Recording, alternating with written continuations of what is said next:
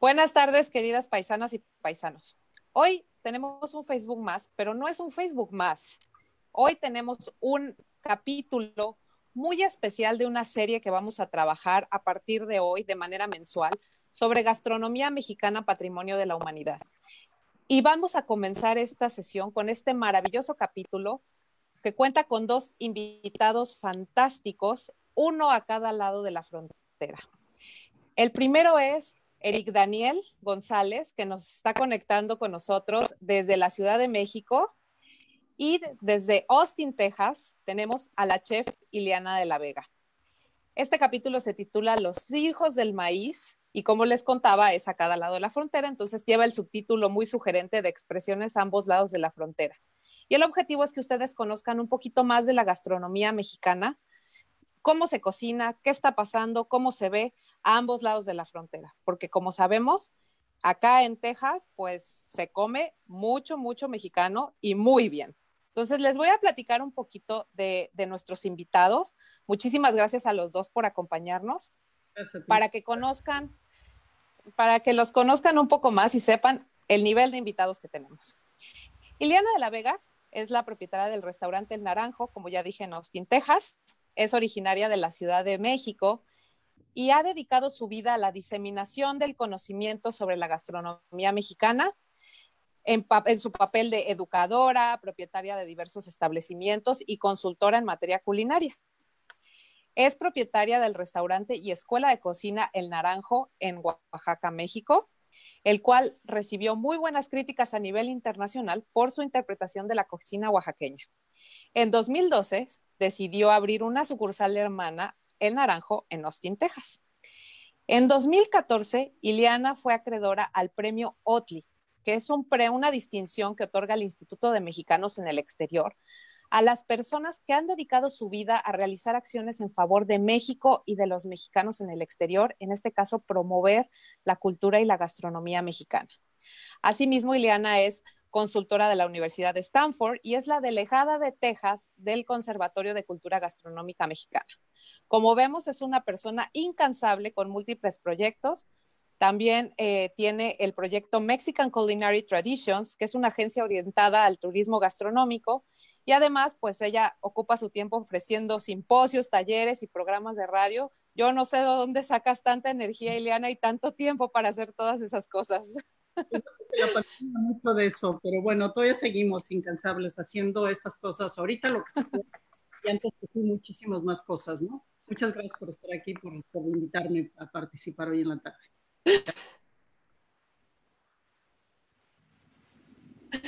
No, muchas gracias a ti por acompañarnos. Y nuestro invitado, Eric Daniel González, él es también originario de la Ciudad de México.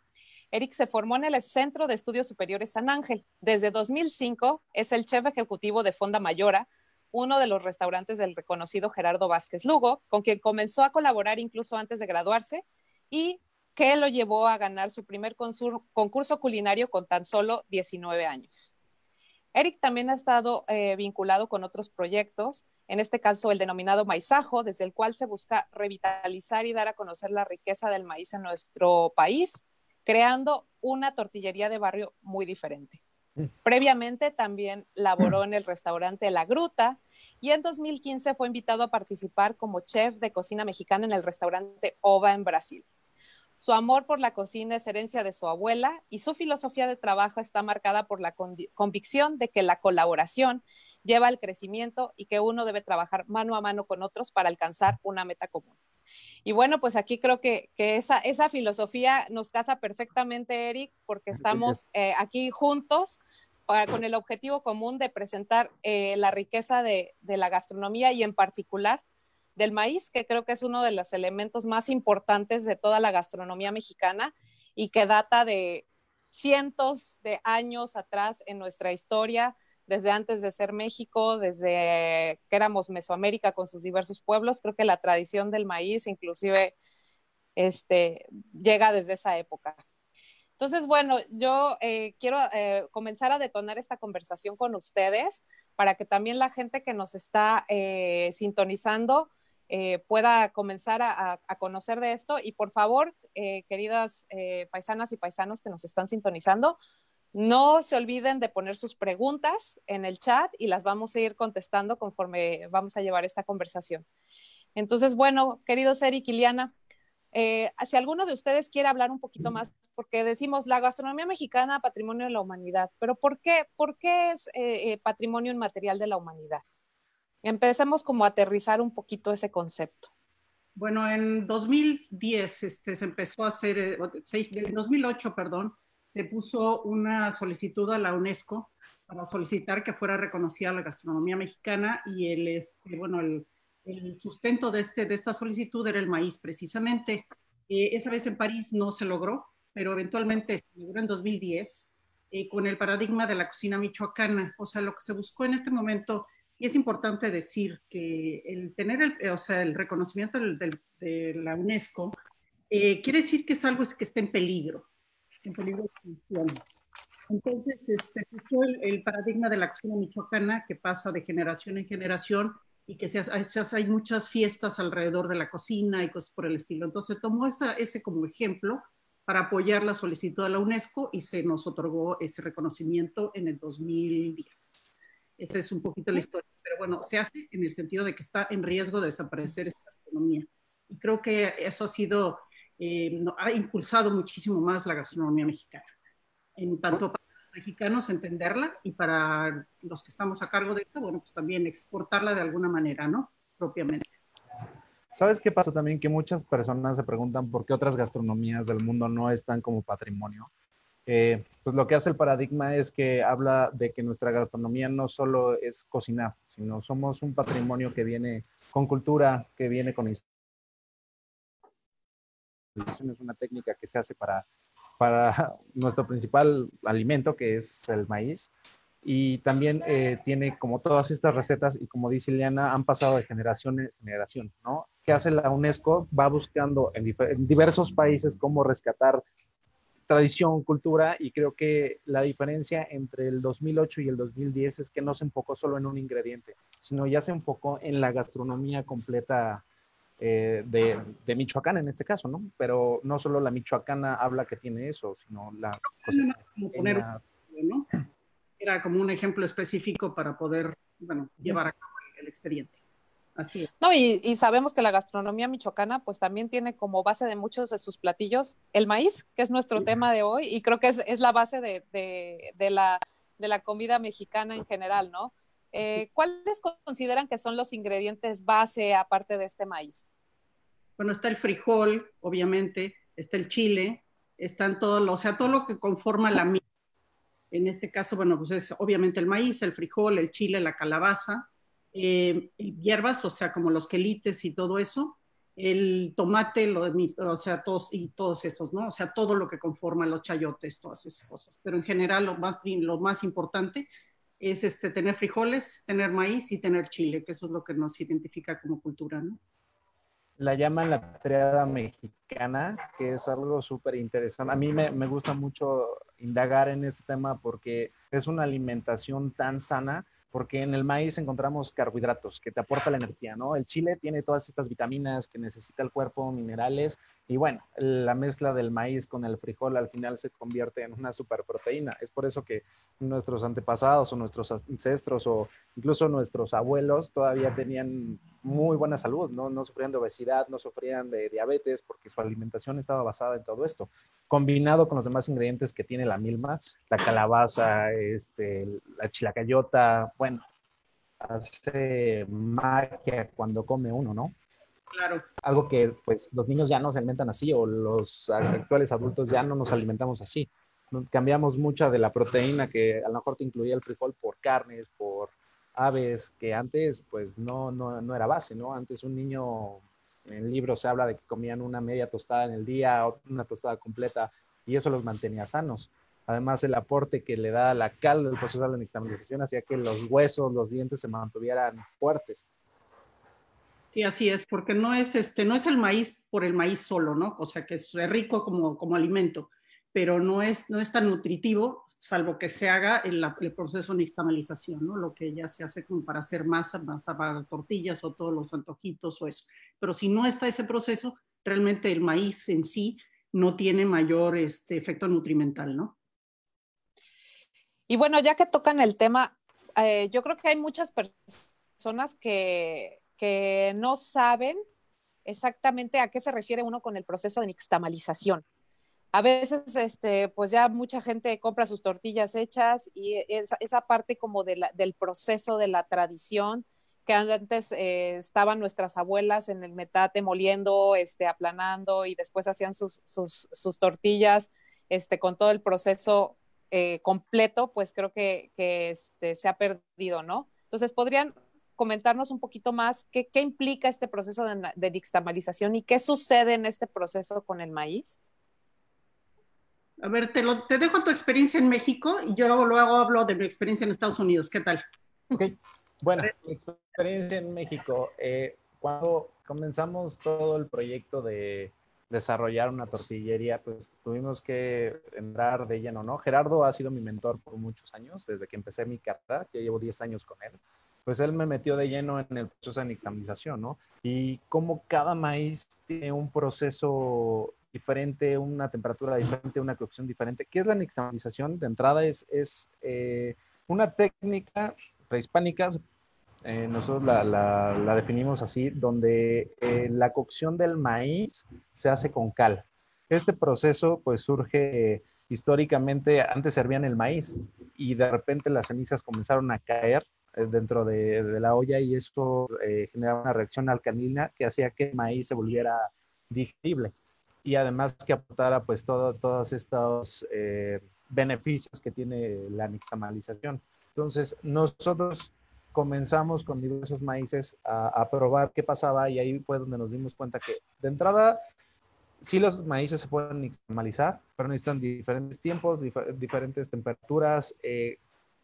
Al igual que el vino, esto es muy sorprendente porque nos dimos cuenta que al igual que el vino, pues los maíces, sea rojo, azul o blanco, pues también tienen taninos, tienen flavonas y reaccionan a la oxidación, reaccionan a la temperatura. Entonces, si tú en un maíz azul te pasas de temperatura, pues va a cambiar el color, ¿no? Porque se va a oxidar. O maíces rosas que estaban después de la molienda ya nixtamalizados, con la oxigenación, igual pasaban de un gris a un rosa, pero esto también podía ser por un proceso de fermentación.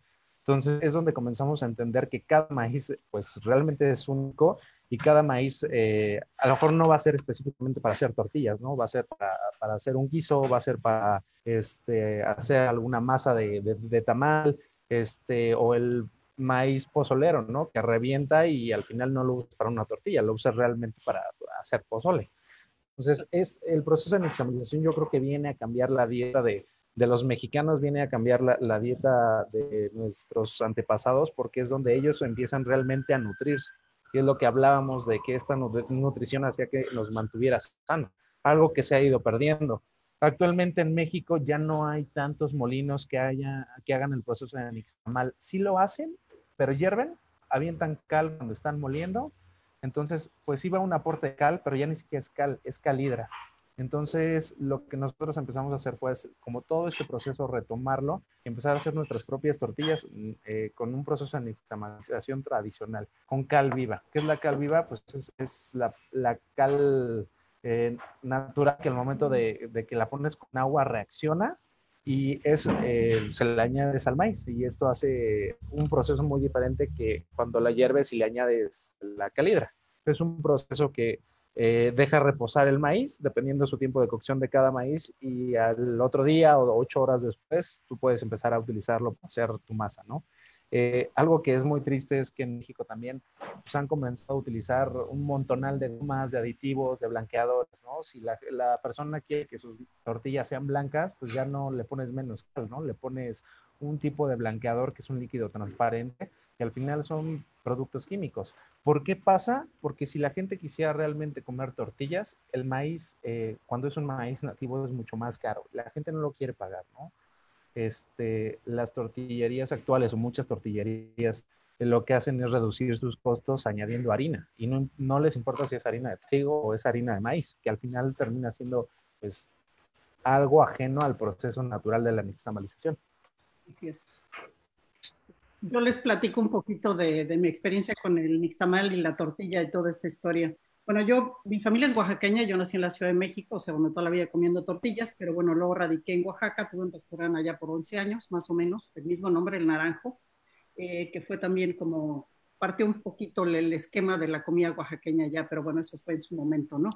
Entonces, pero bueno, uno se toma como que un poco a veces a la ligera los productos, ¿no? Los productos mexicanos los tomas, no a la ligera, sino como pues por dados, ¿no? O sea, ¿no? Claro. Pues las tortillas en Oaxaca verdaderamente son magníficas. O sea, el maíz en Oaxaca, comer una tortilla ya es algo delicioso y hay millones de maneras de comer tortillas, ¿no? O sea, las blanditas, las tlayudas, estas, las otras, las tostadas, tú dímelas, ¿no? Entonces, bueno, uno está acostumbrado allá que te lleven tus tortillas y la historia, ¿no? O sea, ya estaba listo, ¿no? O sea, ya, no listo, ¿no? Buenísimas las tortillas, no te tenías que preocupar de tú hacer nada por el estilo. Cuando yo me vengo a Estados Unidos, pues lo primero que me doy un encontronazo pues son con las tortillas aquí, ¿no? Que verdaderamente son espantosas, que un paquete que compras en el supermercado, ¿no? O sea, si lo mejor que te da, pues te pones en el refrigerador y te puede durar, no sé, 6 meses, 8 meses, un año, y no les pasa nada. Entonces ya es por ahí, pues ya te da miedo, ¿no? Porque en México tienes tus tortillas que vas a comprar a la tortillería, aunque no sean las mejores, o sea, hablando de tortilla común, de todas maneras se te echan a perder, ¿no? De ahí vienen Claro. los y las enchiladas y todas estas historias, ¿no? En fin, el caso es que aquí pues no había, ¿no? Yo entré a trabajar al Culinary Institute of America y bueno, no se conocía lo que era una tortilla, ¿no? Entonces yo dije, no, pues lo primero que tenemos que hacer es enseñarles qué es una tortilla. O sea, de alguna manera sí me tengo que dar el gusto de decir que yo inicié el movimiento de la masa en Estados Unidos. Hubo un video que yo hice por ahí de los 2007, que de hecho tuvo millones de vistas. En México había gente que aprendía a hacer nixtamal con mi video, porque ejemplo, tenemos que enseñarle a la gente, o sea, la gente aquí no entendía que era una tortilla. O sea, ¿por qué? Pues porque la agarras ahí de una bolsita, te la pones, pues no tiene mayor valor ese asunto, ¿no? O sea, es algo que no tiene valor, es como abrir un paquete de pan de caja y sacar una rebanada, pues, o sea, no tiene nada de gracia. Ahora, hazte un pan, ¿no? Igual, hazte una tortilla, incluso también súper, o sea, mucho más elaborado. Entonces ese proceso sí se inició, digo, sí me doy algo de caché aquí con eso, pero sí inicié un proceso porque todavía no había nadie en Estados Unidos que hiciera el maíz aquí. En Oaxaca sí había un rescate, que lo estaba haciendo las personas del Itanoni, que estaban haciendo el primer rescate que se hizo en México en cuanto al maíz, en cuanto a decir, oye, este maíz sabe distinto, tenemos todas estas variedades de maíz, no que no hubiera un catálogo, pero nadie hablaba de eso, ¿no? Entonces, o sea, yo viniendo de allá, pues dije, no, tenemos que rescatar este asunto, ¿no? Y bueno, pues sí se ha creado un movimiento, ahorita montones de chefs aquí en Estados Unidos hacen su maíz, hacen su nixtamal en su restaurante y bla, bla, bla. Digo, nosotros desde el día 1 que abrimos el restaurante en 2012, estamos haciendo nixtamal, ¿no?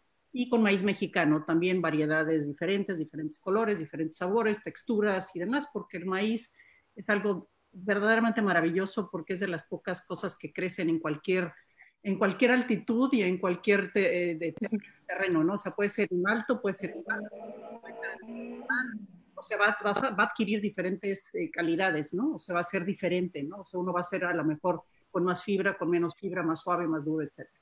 Entonces, bueno, así es como lo que nosotros hemos vivido aquí con el nixtamal, ¿no?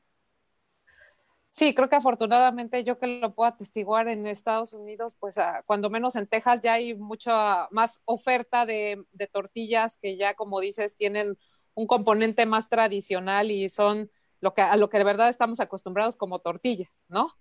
Sí. Y en ese sentido, los dos han tocado un punto muy importante, que hay diferentes variedades de maíz, ¿no? ¿Cuántas variedades de maíz existen? ¿Cuántas de ellas utilizamos en la gastronomía mexicana? Creo, o sea, digo, ahora sí que el número exacto, a lo mejor él sí se acuerda, yo no tanto, pero creo que anda, o sea, la variedad de maíces a nivel, o sea, a nivel mundial, en América, digo, sobre todo en América, que es donde más hay, pero también hay en Europa y otros lados, que se llevó de México, obviamente, creo que andan por los, no sé, 90 o algo por el estilo, o igual 110, y en México se deben de ocupar unos 70, ¿no? Pero bueno, igual, si tú te acuerdas más del dato, adelante. Anda, en México se supone que son aproximadamente 59 que sí son como nativas y 64 que están en México, pero viene a lo mejor una raza que viene de Cuba, ¿no? O otra que viene de Guatemala. pero el 59 sí se sabe que son nativas de aquí. Lo interesante de esto es pues que cada raza se define acorde a regiones, las razas se definen por sus regiones, por su forma, como los cónicos, o algunos les llaman por lo que causa, ¿no? Por ejemplo, los palomeros, como conocemos el maíz palomero, pero realmente su raza es maíz reventador. De eso, según yo, son 9 razas las que tenemos, aproximadamente, no me acuerdo bien del dato, pero entre cada estado, pues cada uno tiene sus razas, ¿no? Tienen los tuxpeños, en Oaxaca me imagino que también tienen por región o geografía, tienen sus nombres, ¿no? No es por echarle también a favor a Oaxaca, pero que hay más variedad de maíces. Sí, y son una chulada. Son divinos, o sea, está desde el bolita, el zapalote, o sea, hay muchísima variedad del cónico, también tenemos cónico, en fin, hay mucha variedad de maíces en Oaxaca. No, y de colores, ¿no? Creo que ya también se distinguen por ser maíces muy vistosos, que desconocemos de repente un maíz rosa o solo conocemos el maíz blanco, el maíz amarillo y si acaso el maíz azul, ¿no? Claro. Efectivamente, hay muchos tonos. Algo que nos gustaba mucho del maizajo es que igual es una variedad de maíz, pero que cada grano viene envuelto en una hojita de totomostle chiquitita, que casi no se usa, y lo que más te encuentras de datos en algún libro viejito es que dice, bueno, es que es un maíz muy difícil de pelar y por eso se ha dejado de usar. Otro que también me encantaba era el maíz Venas de Cristo, porque literal es el grano y tiene líneas de color rojas entre cada grano, ¿no? Entonces, encontrarle el uso o el proceso de nixtamalización, pues es maravilloso, porque el maizajo hasta la fecha, pues no tenemos un dato de qué se hacía con ese maíz, ¿no? Si se hacían tortillas o si se hacían algún guiso, y la realidad es que hay muy pocos. En Tlaxcala es donde hemos logrado encontrar más esta variedad, pero está complejo saber para qué se usaba y cómo lo puedes utilizar actualmente, ¿no? Y cómo mantenerlo. Cierto. No, y precisamente creo que aquí es cuando surge este movimiento de recuperación, porque ni siquiera es revitalización, es de recuperación de todos los usos tradicionales de los que hablábamos al principio, ¿no? Y que este proceso pues no solamente implica únicamente el consumo, sino también implica procesos, según entiendo, ¿no? Así es. Entonces, sí, el maíz es todo un mundo verdaderamente, y la cantidad de cosas que puedes hacer ya con él, o sea, lo puedes comer nada más cocido, así como para hacer esquites o cosas por el estilo, o sea que ahí, bueno, no hay un proceso de nixtamalización, hay veces en que se tiene que hacer con ceniza para hacer ciertos productos, como los tamales de ceniza, etcétera, etcétera. Pero también, o sea, muchas veces el maíz se usa sin nixtamalizar como para hacer bebidas también. O sea, tenemos varias bebidas, por ejemplo, en Oaxaca, que se usa el maíz sin nixtamalizar para hacer bebidas, ¿no? O sea, ya no va a tener ese sabor a tortilla, ¿no? Que a veces es muy característico, que es la combinación exactamente del maíz con la cal, ¿no? Entonces, sí, es multifacético, ¿no? Y bueno, ya ni hablar de las garnachas y todo lo que puedes hacer con esa masa, que es maravilloso también. Creo que va un poquito pegado a la historia y a la cultura de cada estado, ¿no?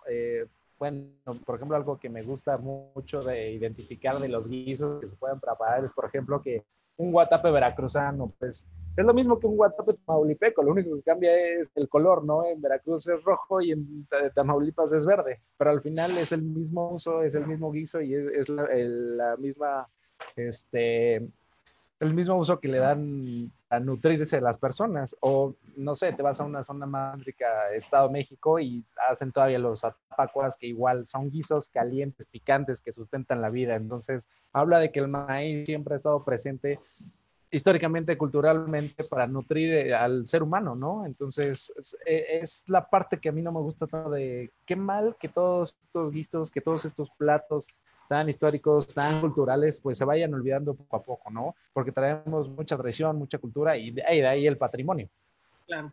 Efectivamente. No, y creo que de ahí es la misión que tienen ustedes como gastrónomos, de seguir recuperándolos. Y bueno, pues se va a unir ahorita con nosotros a la conversación, esta conversión tan sabrosa, porque literalmente estamos hablando de comida, nuestra cónsul general Alicia Kerber se va a conectar aquí con nosotros porque pues ella no se podía perder el gusto de platicar con ustedes y de continuar con esta charla. Entonces, pues le vamos a dar la bienvenida a la cónsul Kerber. Buenas tardes, cónsul. ¿Qué tal, Liliana? Para seguir conversando.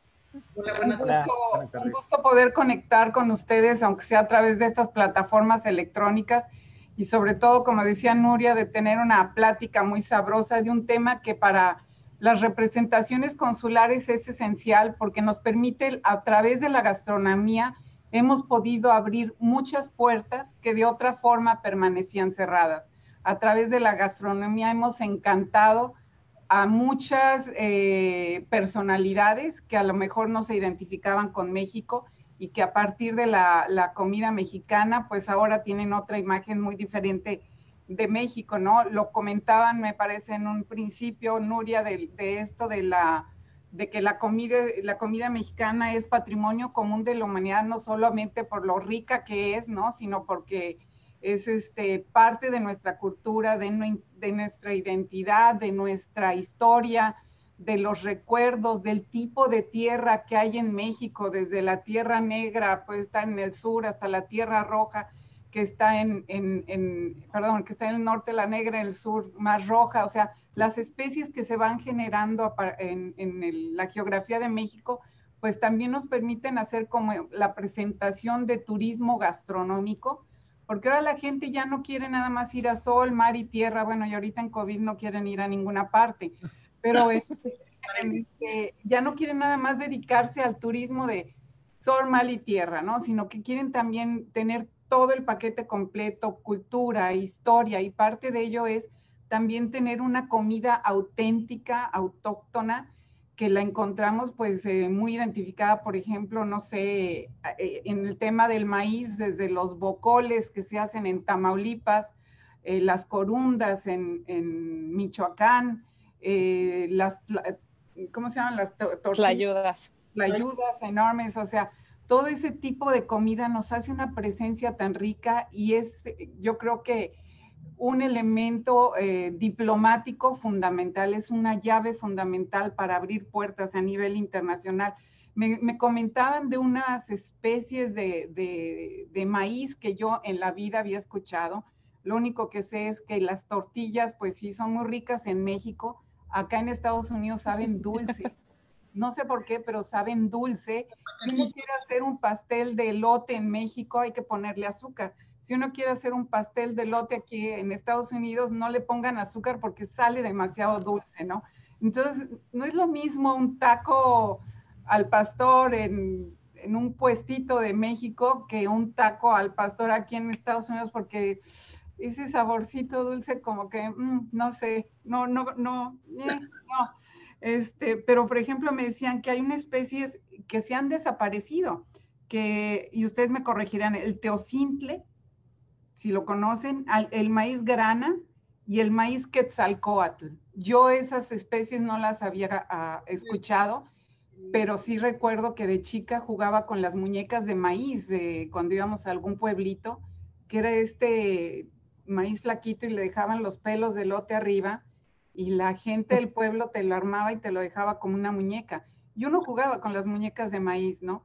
Pero ver que hay especies que se van perdiendo, quizás en esta internacionalización, globalización de la comida mexicana, también es triste. Es bueno, pero también es triste, ¿no? Pero el teocintle es el precursor del maíz. Ok. O sea, como lo conocemos ahora, y todavía existe, es un pasto, de hecho, que tiene unos granitos, pequeñitos. Entonces fue como manipulación humana lo que hizo ¿qué quiero decir con eso? Bueno, tú tienes una planta que te gustó cómo salió este año, pues guardas esas semillas para el año siguiente, bueno, para la siguiente época de siembra. Entonces con esas, bueno, ya tienes a lo mejor una hilera, bueno, y estamos hablando de muchísimos años, o sea, no, pero bueno, en ese sentido, esa es la manipulación humana que se hizo con el maíz. del teocintle, que pues, tiene unos granitos, que es un pasto, a tener el maíz que tenemos ahora, que son unas mazorcas, ¿no? Y bueno, ahí también escogen, o sea, por ejemplo, si este maíz salió muy bien y me rindió muy bien y tiene muy parejas las líneas del maíz, del elote, ¿no? Los granos. Bueno, pues ese maíz lo reservo para el año que entra, volverlo a plantar, porque me va a dar eso que yo quiero, ¿no? Entonces, en ese sentido es, pero el teocintle es el precursor del maíz. Ah, mira, ok. Es una genética, es una genética natural, o sea, lo que hizo el hombre fue ir seleccionando, como dices, los granitos, los mejores granos, y esto llevó a las razas que conocemos actualmente. Como dice Eliana, todavía hay teocintle, y estamos, de los otros maíces que mencionaste, Quetzalcóatl y grana, no había escuchado, pero del teocintle sí es algo que todavía se alcanza a encontrar, y hay personas que están como tratando de cuidar que exista.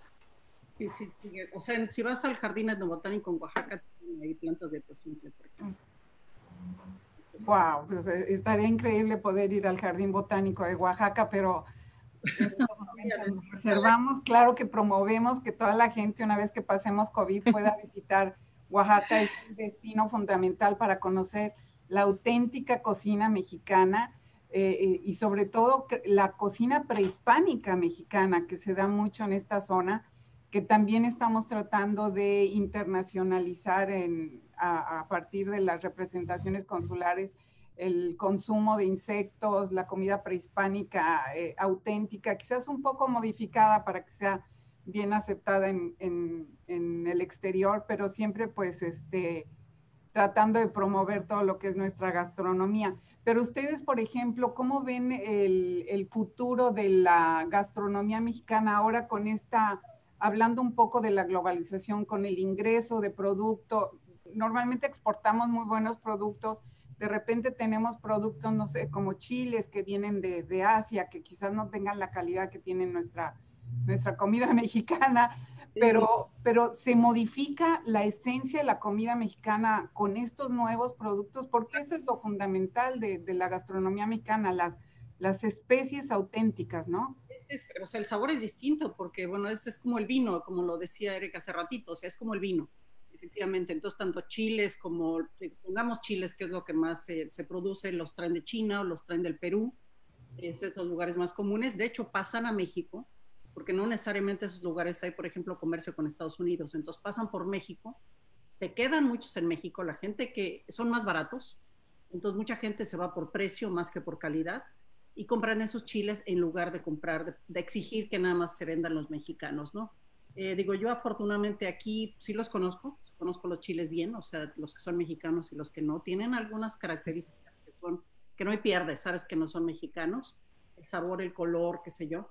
Yo me niego a comprarlos, o sea, definitivamente, pero bueno, pues, o sea, si la gente no le alcanza para otro, pues, ¿qué le van a hacer, no? Se empiezan a hacer sustituciones y cosas por el estilo, pero sí sería algo que deberíamos seguir luchando, sobre todo en México, ¿no? Para seguir usando los chiles mexicanos, ¿no? Y la cantidad de chiles que tenemos en México, que no nada más son los conocidos, ¿no? Muchos chiles regionales que son de producciones limitadas, que sí también, o sea, muy pocos se conocen en el resto de México, o sea, son como muy locales, ¿no? En Oaxaca hay muchos, pero también hay en Michoacán, digo, hay en todas partes, en Monterrey, en cualquier parte hay sus chiles específicos, Chiapas ni se diga, y bueno, tratar de ayudarnos a comprar lo que es mexicano, ¿no? O sea, yo no me quejo, en Texas afortunadamente tenemos bastante cerca la frontera, entonces yo prácticamente consigo cualquier ingrediente mexicano, lo consigo aquí, ¿no? Yo traigo mis tlayudas de Oaxaca, traigo el maíz mexicano, traigo chiles mexicanos, el jitomate, la cebolla, todo absolutamente es mexicano, ¿no? O sea, yo creo que salvo proteínas, que eso pues no me preocupa tanto que el pollo sea gringo, ¿no? O sea, francamente. Entonces, pero todo lo demás sí es, yo creo que el 90% de mis productos que venden en el restaurante son mexicanos. Ah, qué bien. Y el tema del suelo, ay, perdón, es bien importante porque, por ejemplo, los chihuahuas que son en Oaxaca no se dan en ningún otro lado porque el tipo de suelo que le aporta ese tipo de nutrientes, ese tipo de chile en específico, hace que solo el chihuahua se dé en Oaxaca. No es lo mismo un habanero yucateco a que te comas un habanero, no sé, plantado en otra parte del estado, ¿no? Además, el tamaño, la forma, todo eso cambia. Al igual que el vino, pues es naturaleza. Y el tipo de suelo, el tipo de calor, el tipo de humedad, todo eso afecta a la planta y es lo que se obtiene. Es por eso lo bonito de nuestra cultura y lo bonito de nuestros alimentos y nuestras tradiciones. Claro, y en el caso del maíz no hay este tipo de peligros, también no hemos tenido algún tipo de producción de maíz por otros países que cambie la esencia de lo que se prepara. Estoy preocupada por el maíz transgénico que llega a México, o sea, no porque tenga mayor problema físico para la gente, o sea, no es porque sea, o sea, que te vayas a enfermar comiéndolo, sino porque sí afecta en un momento dado y desplaza al maíz nativo de México. Aquí, bueno, aquí en Estados Unidos, bien decías desde hace un momento, Consul, que tenemos el maíz amarillo, dulce, etcétera, ¿no? Pues es un maíz local de aquí, ¿no? Y bueno, se cultiva en extensiones enormes en el Midwest, ¿no? Eso es como ya sabido.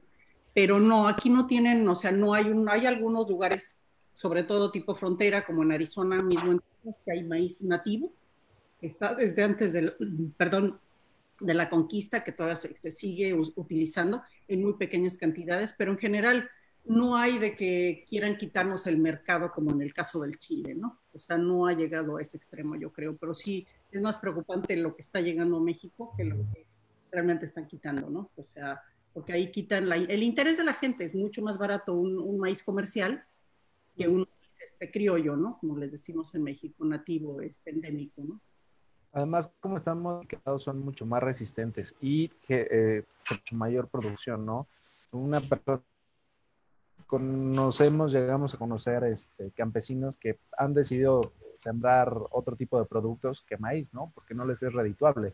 Y llegan ofreciéndoles estos maíces eh, que les van a dar mucho mayor rendimiento, los van a tener que cuidar mucho menos y pues claro que aceptan, ¿no? Porque de por sí algo que afecta mucho al campesino es el intermediario.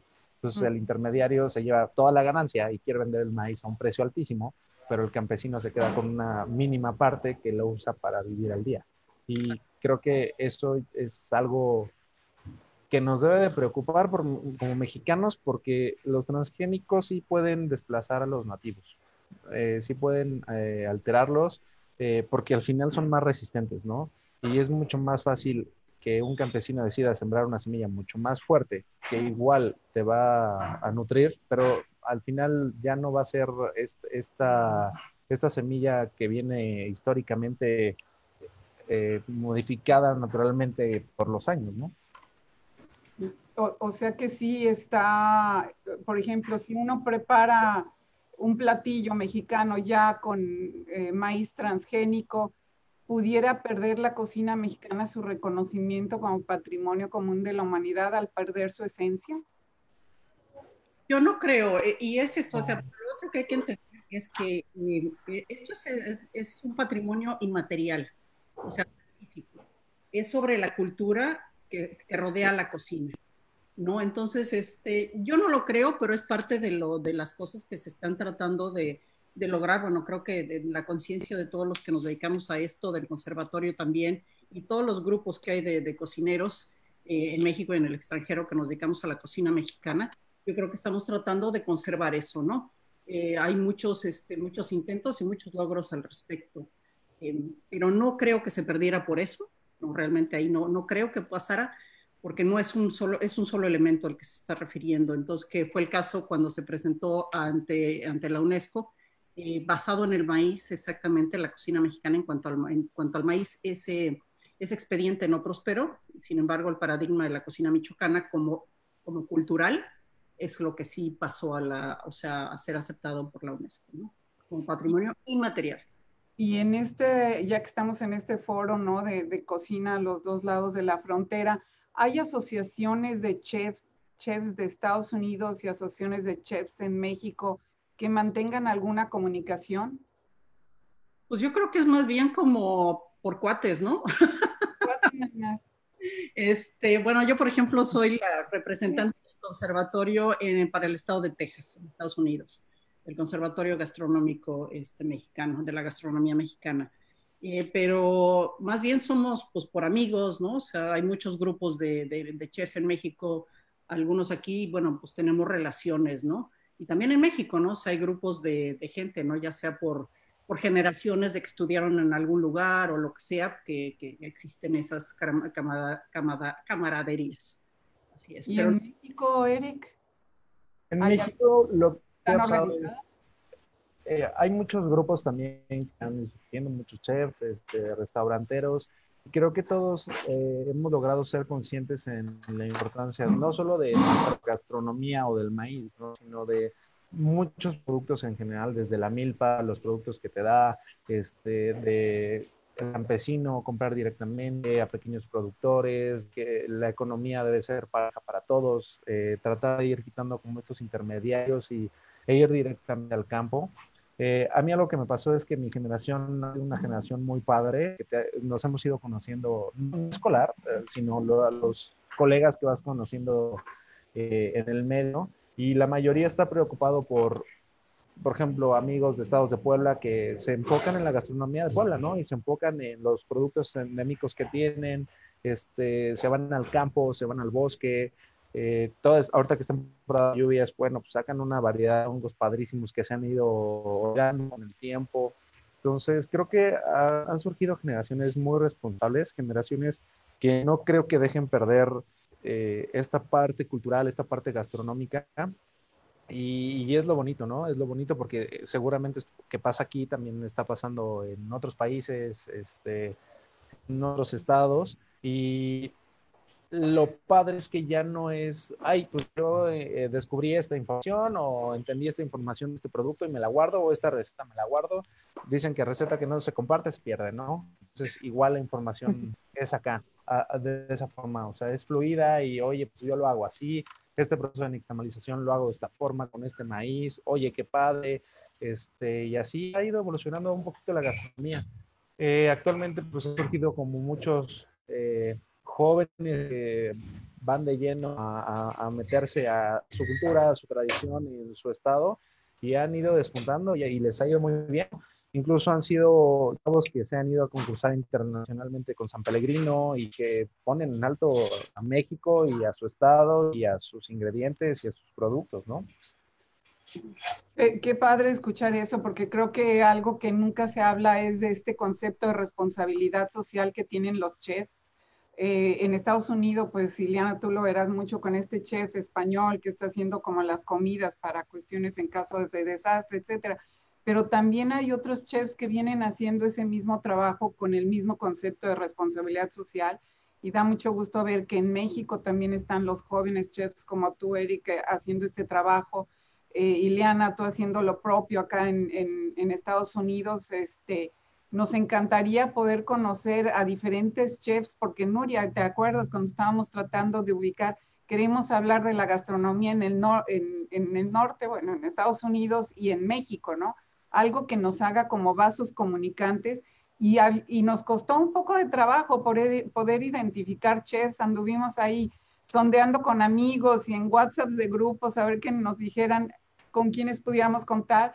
Si ustedes tienen algún listado que pudiéramos compartir, nos encantaría también para compartirlo con otras representaciones, no solo consulados de Estados Unidos, sino embajadas en general, pues para poder también ser nosotros un hilo conductor de lo que están haciendo ustedes, tanto en México como en otros países. Nos encantaría poder contribuir a este desarrollo. No sé, Nuria, creo que tienes algunas preguntas del auditorio. ¿Me ayudas? Sí, pues si quiere vamos a dar pasito un poco a los comentarios que tenemos por acá. En realidad creo que más que preguntas, todo el mundo está empezando a pensar en sus platillos favoritos con maíz.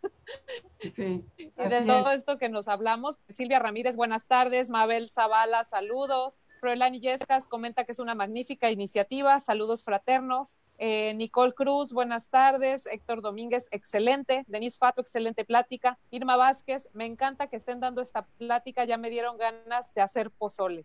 Hombre, que nos invite. Muy bien. Exacto, aquí lo esperamos, Irma, con mucho gusto. Leti Arroyo,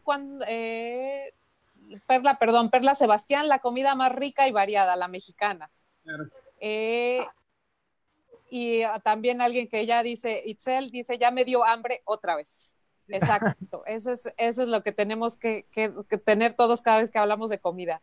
Y Almo Nachotegui manda un abrazo a la chef Ileana de la Vega. Hola, ¿no? Y también saludos, Dan, dice. Tenemos y una bueno, pregunta, perdón que interrumpa, tenemos una pregunta que nos hicieron llegar por otro chat que dice, el éxito de la tortilla es el taco en Estados Unidos. ¿La comida Tex-Mex es un obstáculo para nuestra gastronomía? ¿Cómo lo ven ustedes? Siempre he considerado que la comida Tex-Mex es como una cocina más regional mexicana. O sea, todas las regiones están, o sea, de México, digo, lo podemos ver en México tal cual, ¿no? La gastronomía veracruzana, pues es muy específica, o sea, si estás en el lado de la costa, pues bueno, mucho pescado, muchas cosas por el estilo, si te vas más a la montaña, pues, pero es dependiendo lo que vas encontrando, ¿no? Y la gastronomía Tex-Mex, digo, finalmente, pues esto era parte de México, ¿no? En el caso de Texas, ¿no? Entonces, muchos ingredientes son locales, había chiles, había jitomates, había maíz, había muchas cosas, más aparte, pues bueno, fueron llegando diferentes influencias de diferentes lugares, bueno, y hicieron una gastronomía pues diferente, ¿no? O sea, puede ser que te guste, puede ser que no te guste, igual que puede ser que te guste la gastronomía yucateca o no, ¿no? O sea, digo, yo digo que a todo el mundo le gusta, pero bueno. El problema yo creo que un poco con la comida Tex-Mex sobre todo es que es lo que se dio a conocer por todo el mundo y no necesariamente es la comida más sana y no necesariamente se prepara bien. O sea, hay algunos platillos Tex-Mex que son buenos, eh, pero más bien se hacen en casa. Todo lo que encuentras más bien en restaurantes es como una comida más barata, o sea, que como nada más por volumen, ¿no? Entonces eso hace que sí, o sea, que lo que la gente entienda por comida mexicana y no le guste, o sí le guste, cuando vea comida mexicana buena, pues dice, no le entiendo, ¿no? O ya ni siquiera quiere probar, ¿no? Ese es el problema que podemos tener cuanto a eso. Pero bueno, como gastronomía, pues también debe ser válida, ¿no? Porque es una muestra cultural, ¿no? Como cualquier otra. Una rama de la comida, ¿no? De la comida mexicana, porque se basa en lo mismo, ¿no? Finalmente en tortillas, en frijoles, en jitomate, en chiles, pues es un poco lo mismo. Simplemente, pues es lo que se encuentra aquí, ¿no? O sea, el queso amarillo y esas cosas, pues bueno, tuvo su momento histórico en Estados Unidos en la vida de los americanos, bueno, pues, se le puso a la comida mexicana y se volvió la comida Tex-Mex, ¿no? Pero aunque le pongan queso amarillo, ¿no? Exacto. Claro, es, por ejemplo, con la riqueza que tenemos en México, tal cual, ir a algún lugar y que te sirvan nachos, ¿no? Allá. Aunque los nachos vienen de Coahuila, pero bueno, también allá se hacen un poquito. Sí, es cierto. Otra de las preguntas es, ¿cuál es el uso del maíz menos común en la cocina? ¿Y cuál es su maíz favorito y para qué plato lo usan? El menos utilizado, yo creo que lo que menos se conoce es que aparte del atole, hay muchas bebidas frescas que se usan, ¿no? Que se hacen con el maíz, ¿no? O los sotoles, creo, ¿no? O fermentos de maíz para hacer algún tipo de bebida, ¿cómo se llama? Alcohólica, ¿no? Y yo creo que es lo que menos se conoce, aunque no es que no exista, ¿no? Ahora el maíz, pues a mí me encanta el bolita oaxaqueño, ¿no? Porque es como muy suave y es para las blanditas y las tlayudas, ¿no? Pero el zapalote chico, que es el de los totopos ismeños, es delicioso también. Fueron los míos. Ok. Eric, ¿alguno que sea tu favorito para cocinar y para qué lo usas? Híjole, pues a mí la verdad algo que aprendí fue a usar como los pinoles. Entonces, muchas veces para viajar no podía llevarme el maíz como tal, ¿no? Entonces los tostaba, los hacía pinoles y me daba la misma función para espesar ciertos guisos, ¿no? Hace un rato platicaba de los atápacuas, que a mí llegaba a hacer alguna salsa, alguna atápacua, pues ya lo hacía con el espesor de un pinole, ¿no? Y hay veces que las personas creen que pues el pinole solo es para comerse y no chiflar, como dicen, ¿no?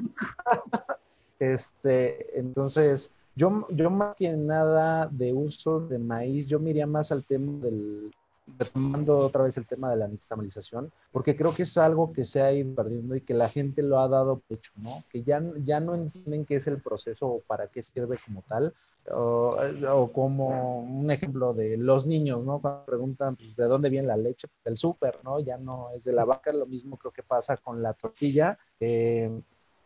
La gente ya no sabe realmente o no conoce realmente cómo es ese proceso y no sabe si realmente está comiendo una tortilla o está comiendo un porcentaje altísimo de harina, ¿no?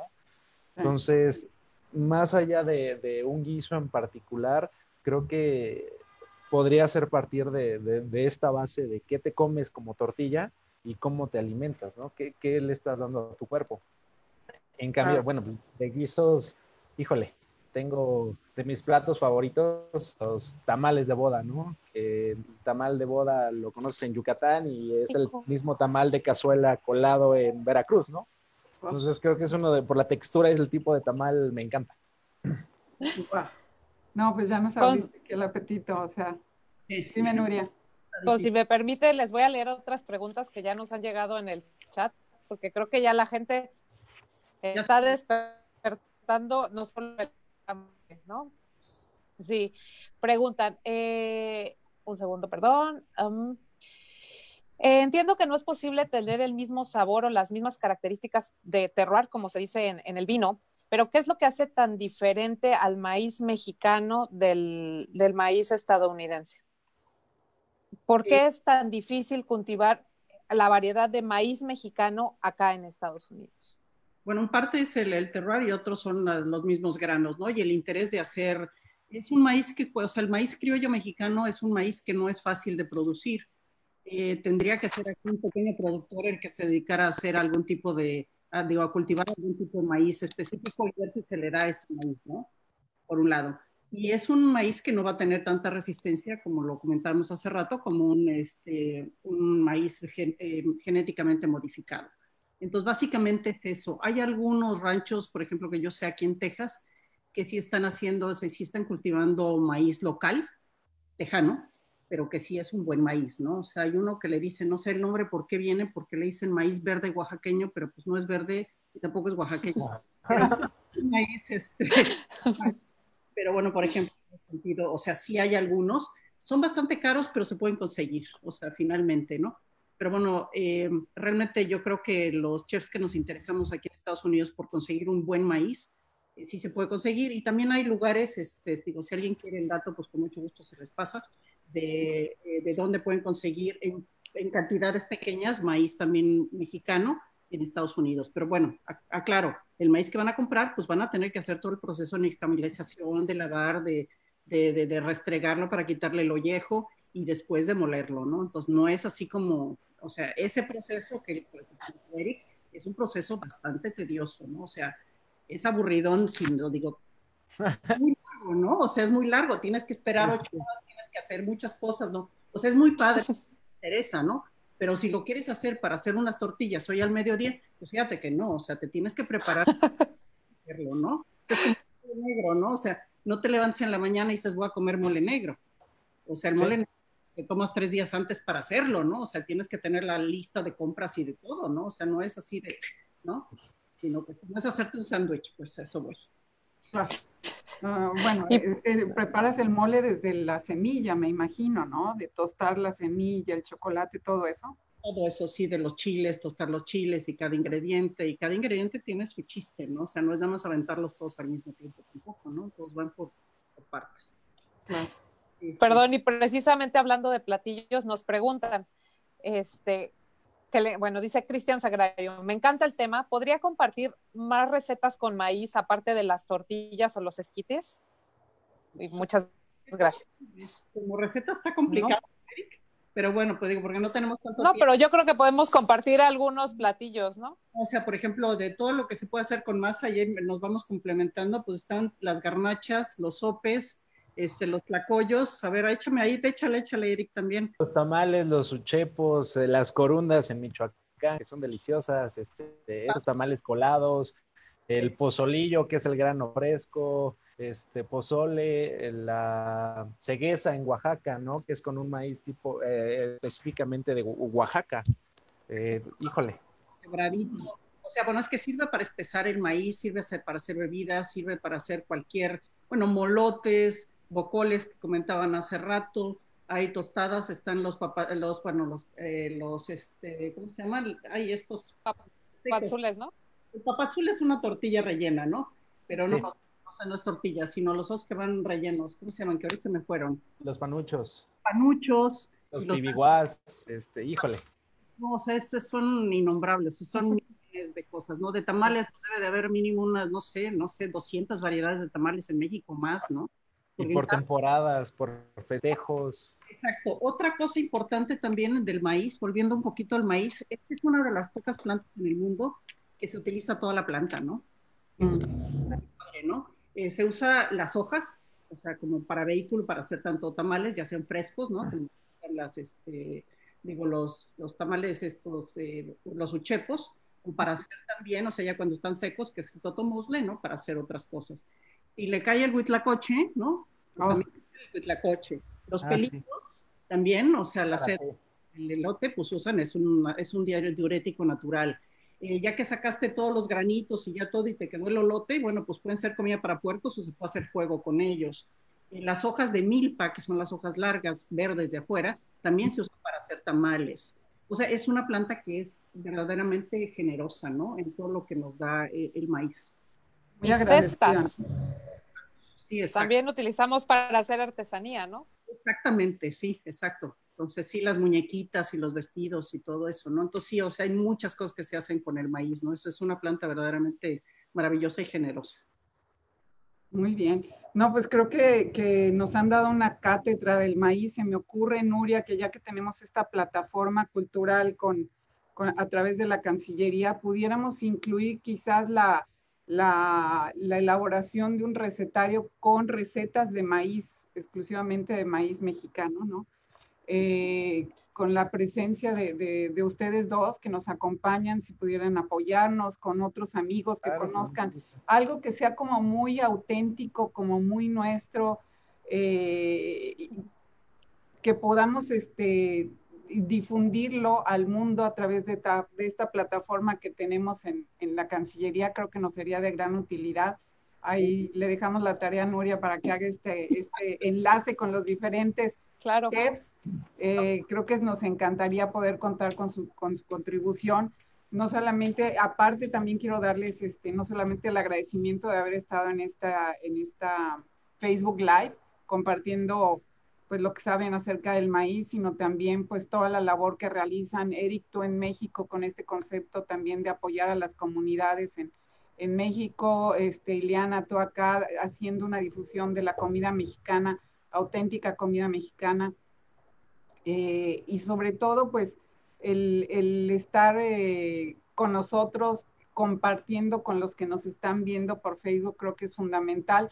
Un poco parafraseando, no exactamente a Zapata, de que la tierra es de quien la trabaja, pudiéramos decir que la comida es de quien la prepara, la consume, pero también sobre todo de quien la comparte, ¿no? Entonces ustedes al compartir con nosotros estos minutos y este tiempo, pues nos hacen un poco recuperar también nuestros recuerdos a partir de la cocina, nuestras tradiciones, tratar de fortalecer nuestras tradiciones y sobre todo sentirnos embajadores de México a donde quiera que estemos a partir de nuestra cocina y de nuestras riquezas. Creo que quien ama a México es capaz de ver más allá de nuestros problemas y parte de eso es ver esta riqueza que es la gastronomía mexicana, reconocer en el maíz también a un elemento que ha cruzado fronteras, que ha conquistado las cocinas de otros países y que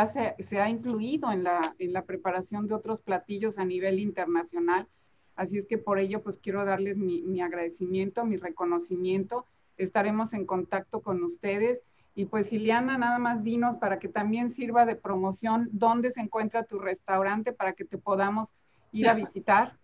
Bueno, el restaurante se llama El Naranjo y estamos ubicados en la calle, en la 2717 de South Lamar, aquí en Austin, Texas, y estamos para servirles, encantados de recibirlos, comida para que se cenen ahí con nosotros o que se la hagan para to go, ¿no? Take out, como se dice aquí. Entonces, allá hay Sí necesitamos mucho apoyo porque ahorita la industria, tanto aquí como en todas partes del mundo, está muy afectada.